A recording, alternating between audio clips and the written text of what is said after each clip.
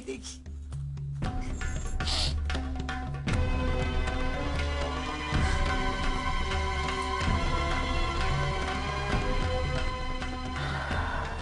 बेटा, ये कौन आई था? ये पहले की तस्वीरें हैं मामा जी। देखो बेटा, पेड़ आज लगाओ तो फल बरसों बाद खाने को मिलता है। इसलिए मैंने तुमसे पहले भी कहा था कि अगर इसका पुराना प्यार जग गया तो तुम्हें बहुत तकलीफ होगी, और तकलीफ हुई ना? और ये देखिए, और ये सारे विवेक के लव लेटर्स हैं। इसमें से एक लेटर तो ऐसा था कि उसके पास ही रह गया। शायद उसने दामिनी को दिया ही नहीं, या तो फिर दामिनी ने वापस लौटा दिया। और उसमें जो जो लिखा था ना, वो अगर आप पढ़ लेते ना तो विवेक को मजा चखा देते। वो लेटर कहाँ है? वो लेटर मैंने फाड़ दिया, और उसमें विवेक ने साफ साफ ये लिखा था कि उसके और दामिनी के बीच में कोई नहीं आएगा, और वो कभी उसको भुला नहीं पाएगा। मुझे तो यकीन है मामा जी कि फिर से दामिनी और विवेक के बीच में वो प्यार मोहब्बत शुरू हो गया है। मैं बर्बाद हो जाऊंगी मामा जी। मैं हारना नहीं चाहती, मुझे हारना नहीं है मामा जी, मुझे हारना नहीं है। और हारना चाहिए भी नहीं। समझता क्या है वो अपने आप को? उसे हम कोर्ट में खींचेंगे, केस करेंगे उस पर, केस।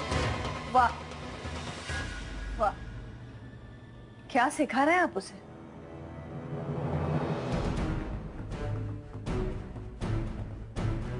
इसे समझाने के बजाय आप इसे भड़का रहे हैं। अरे वो समझने वालों में से नहीं है। समझने और समझाने के दिन खत्म हो चुके हैं। ऐसा क्या कर दिया है उसने? पुराना प्यार था जो खत्म हो गया है, अब उस बात को बढ़ावा देने से क्या मतलब? कुछ खत्म नहीं हुआ है पद्मा, सब कुछ वैसे का वैसे ही है। अगर खत्म हो चुका होता तो ये तस्वीरें, ये लेटर्स, ये सारी चीजें आज भी उसने संभाल कर रखी है। क्यों? ये संभाल कर रखने का मतलब ही है कि आज भी उसके मन में, उसके दिल में दामिनी के प्यार की चिंगारी जल रही है।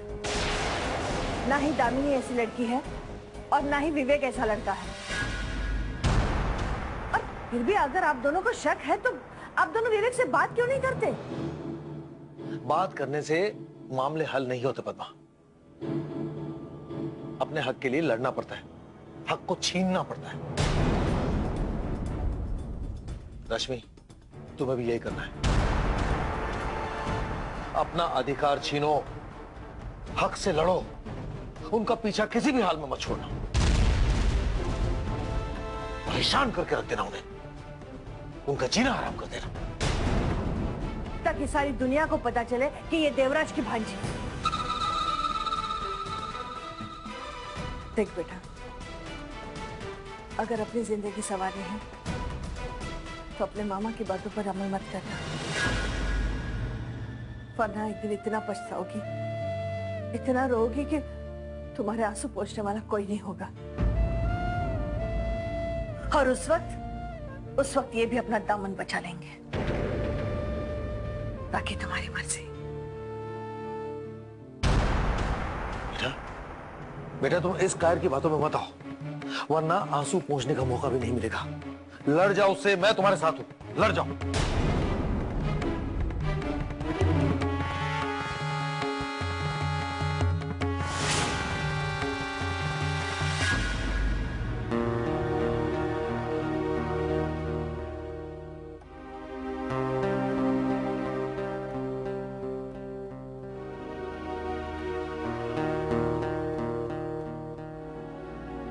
अमृता, जब वो अपने वादे के मुताबिक आते नहीं है तो फिर तुम उसे जाने क्यों देती? क्या करती मैं? वो अपने मामा मामी से मिलना चाहती थी, उन्हीं से तो उसे माता पिता का प्यार मिला है। अगर मैं उसे नहीं जाने देती तो क्या ये उस पर जुल्म नहीं होता? अमृता, इंसान को हवा का रुख देखकर समझ जाना चाहिए कि आंधी आने वाली है या हवा तेज चलकर रुकने वाली है। इसके तेवर देखकर तो मुझे पूरी उम्मीद है कि आंधी आने वाली है। हमें अपने घर को बचाना होगा। मेरा घर कोई चिड़िया का घोंसला नहीं है जिसे आंधी या तूफान उड़ा कर ले जाए। फिर भी अमृता संभल कर रहना होगा। देवराज का कोई भरोसा नहीं है। जानती हूँ, और देवराज की हर बात का जवाब देना भी मैं अच्छी तरह से जानती हूँ। रश्मि, मेरा आशियाना, मेरा आशियाना, मेरा आशियाना। रश्मि, हम दो यहाँ खड़े हैं, तुम्हें दिखाई नहीं दिया? देखा। ना प्रणाम ना नमस्कार, बिना कुछ बोले तुम अंदर क्यों जा रही थी? वो मैं जरा थक गई। अच्छा, किन फाइलों में अपना सर फोड़ कर आ रही हो जो तुम इतनी थक गई? जी थोड़ा परेशान हूँ। भगवान का दिया हुआ सब कुछ तो है तुम्हारे पास, किस बात की परेशानी? बस यूं ही। तुम जल्दी आने वाली थी ना, क्या हुआ? हाँ वो मामी जी की तबीयत जरा खराब हो गई थी, तो फिर वहीं पे रुकना पड़ा। ओह, विवेक तुम्हारा इंतजार कर रहा है, तुम जाओ बेटा। ठीक है।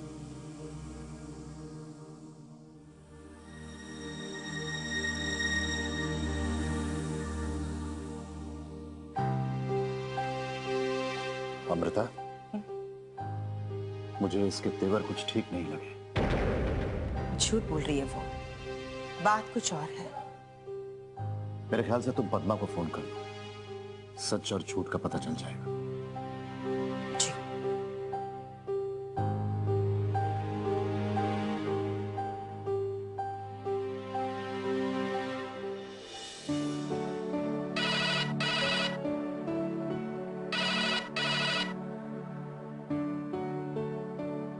हेलो, हेलो पद्मा, मैं अमृता बोल रही हूँ।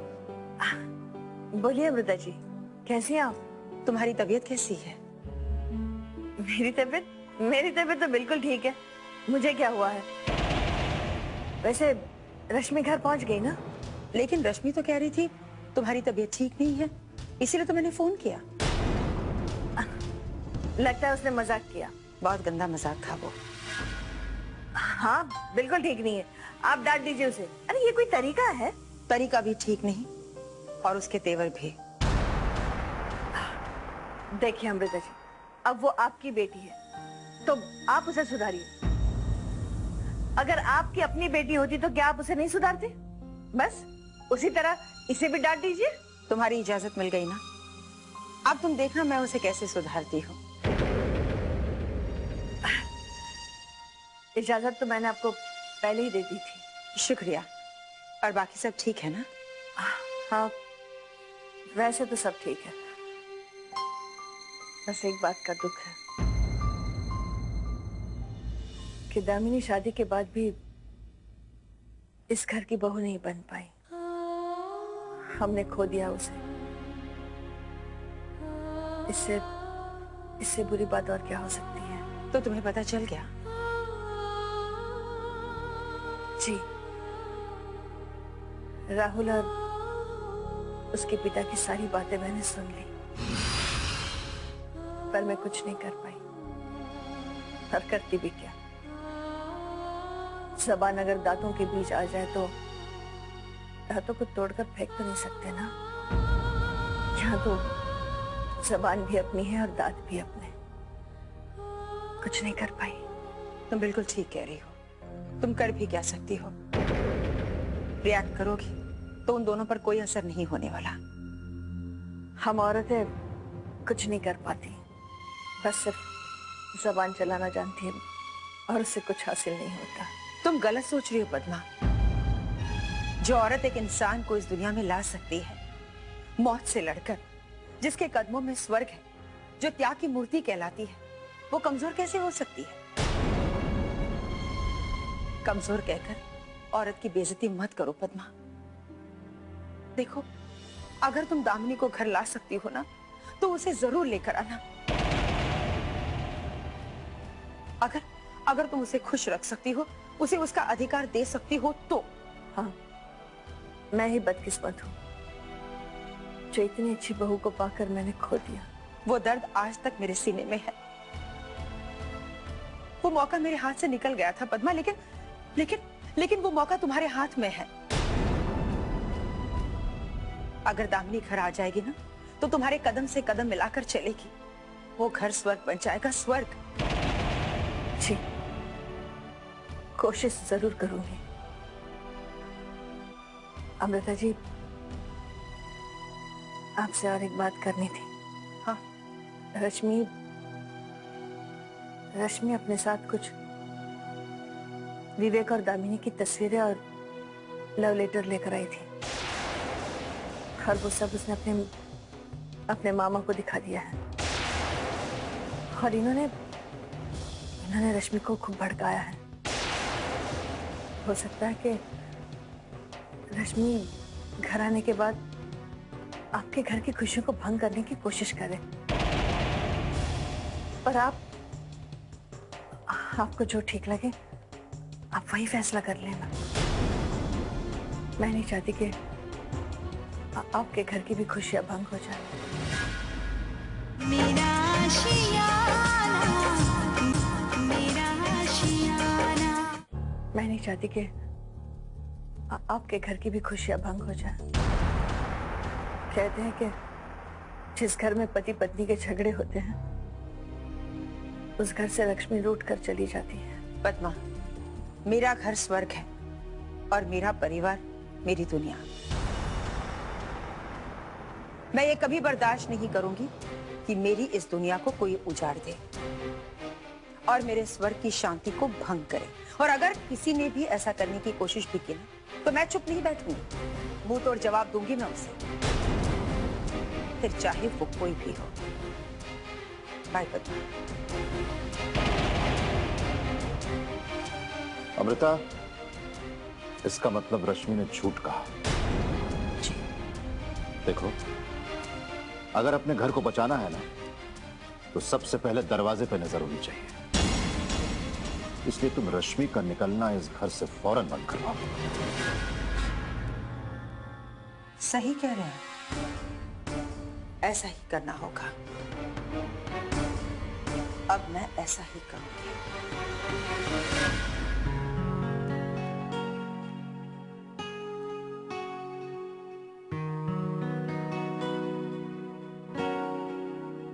अरे तुम कब आई?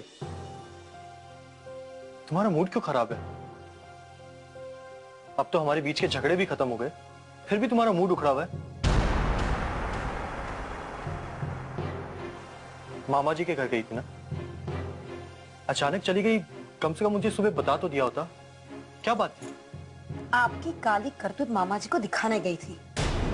काली करतूत? जी, ये क्या है? ओह, तभी तुम्हारा मुंह फूला हुआ है।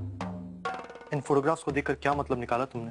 फोटोज देखकर नहीं, ये सारे लेटर्स पढ़कर ये मतलब निकाला कि आप दोनों के बीच में क्या था और आज ये रिश्ता क्या रूप ले चुका है।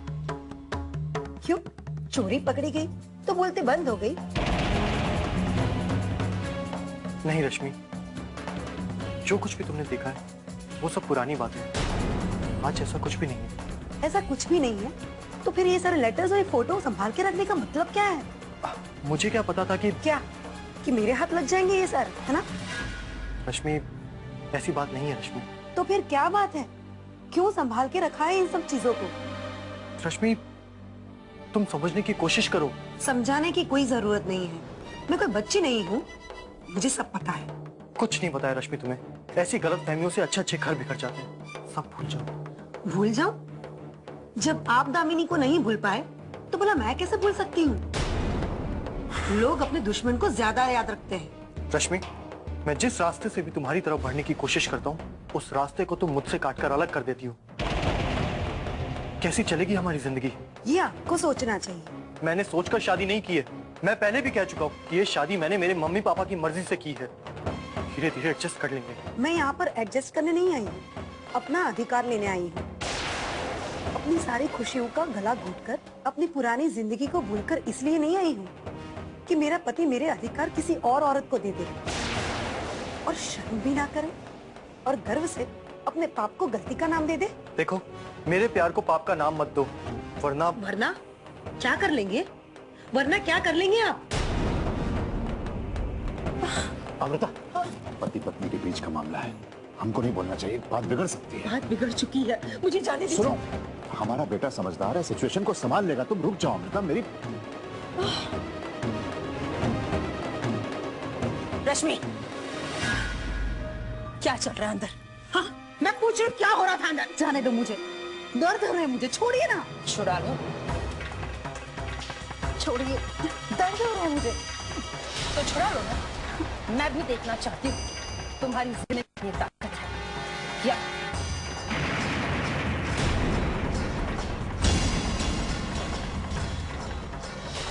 मैंने कहा छुड़वा लो, दिखाओ तो सही। मैं भी देखना चाहती हूँ कि तुम्हारी जिद में ज्यादा ताकत है या मेरे धैर्य में। छोड़िए।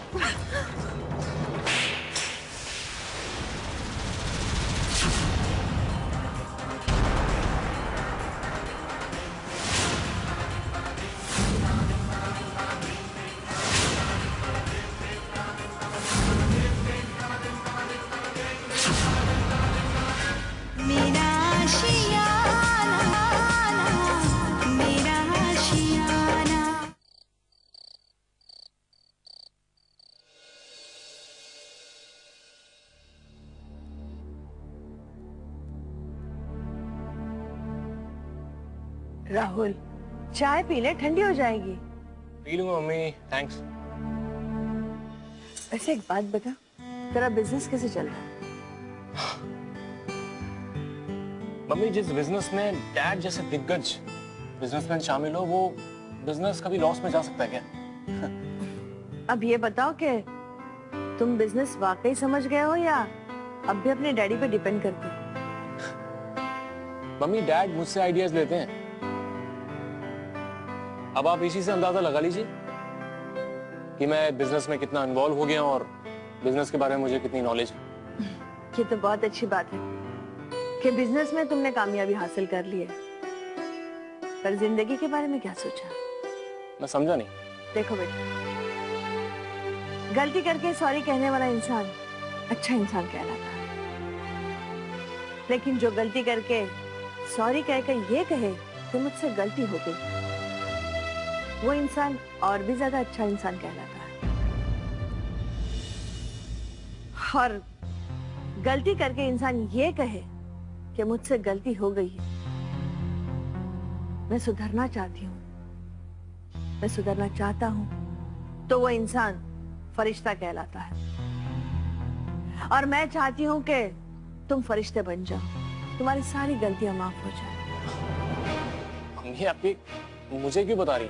देखो बेटा, इस घर को एक अच्छी बहू की जरूरत है और दामिनी से अच्छी बहू कोई नहीं हो सकती। मम्मी, आपको क्या हो गया है? अरे, मामला कोर्ट में पहुंचा, फैसला भी आ गया कि दामिनी की शादी हरीलाल से हुई थी, ना कि मुझसे। देखो बेटा, तुम दुनिया को धोखा दे सकते हो, कानून को धोखा दे सकते हो, पर मुझे नहीं। मैंने तुम दोनों की सारी बातें सुन ली है। तुम जानते हो, तुम मुझे झुठला नहीं सकते। अच्छा, तो आप ये चाहती हैं कि दामिनी को मैं अपना लूं और लोगों की नजरों में गलत साबित हो जाऊं और कानून को अपने पीछे लगा लूं? अभी आपने जिस बिजनेस के बारे में पूछा ना, वो बिजनेस बर्बाद हो जाएगा। मेरा तो कुछ नहीं है, मैं तो बेशरम हूं, मैं तो संभाल लूंगा अपने आप को। आपके पति आत्महत्या कर लेंगे, क्या आप विधवा होना पसंद करेंगे? चुप कर, बेशरम। ऐसी बातें करते हुए तेरी जुबान नहीं थरथराई? देखा, सोचिए, सिर्फ आपको ये बात सुनकर इतना गुस्सा आ गया। अब फैसला आपके हाथ में है कि दामिनी को यहां लाकर इस घर को बर्बाद करना है या फिर उसे भुलाकर कपूर साहब की बेटी को इस घर की बहू बनाना है। तू मेरी बात समझने की कोशिश क्यों नहीं करता? मेरी बात पर ध्यान दे। दामिनी बहुत अच्छी लड़की है, ऐसा कुछ भी नहीं होगा जैसा तू सोच रहा है। तू सिर्फ अपने बारे में सोच, दुनिया के बारे में नहीं। ठीक है, अगर आपको लगता है कि दामिनी के यहाँ आने से इस घर में खुशियां आ जाएंगी, ये घर स्वर्ग बन जाएगा, तो मुझे कोई एतराज नहीं है। आप डैड से बात कर लीजिए, अगर वो राजी होते हैं तो आप दामिनी को इस घर में ला सकते हैं।